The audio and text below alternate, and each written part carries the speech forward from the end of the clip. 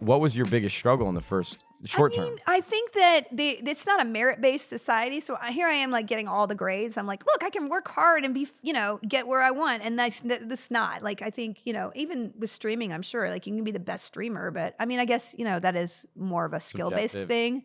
It's a little subjective. It's more skill-based, but acting is not. Everything is opportunity, though. Yeah, exactly. So it is just kind of, it's a lot of luck, but also with Hollywood, it's like you can go to acting class 8 hours a day, and that won't make you more prepared to get the business of acting.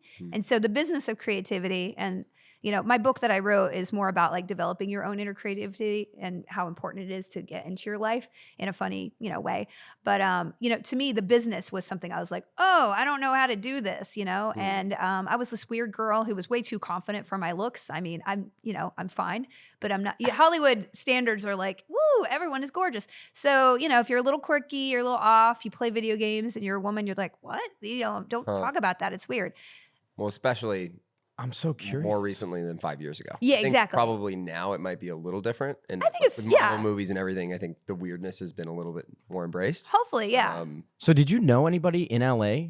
I knew some people because I had volunteered for film festivals in Austin. Okay, because I went to Austin, UT Austin. A circle, a little bit. I had a little bit, but it was from scratch. Like I was just unreal. Like, yeah, it was not easy. And for my first job was like, it was so hard. It was like a year and a half after I'd moved here. I took all the headshots. They were terrible. Like, they're so embarrassing. Like, one of them I had the slight mustache. The other one, I'm like, hey, hire me. It was so embarrassing. They're so great.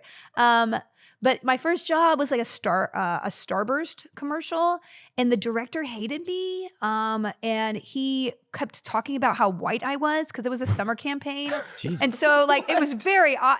Yeah, he was like, God, get the light off the albino. I'm like, is this appropriate? God damn. And so it ended up that, so anyway, I did the commercial. It was my first professional shoot, and I was so excited.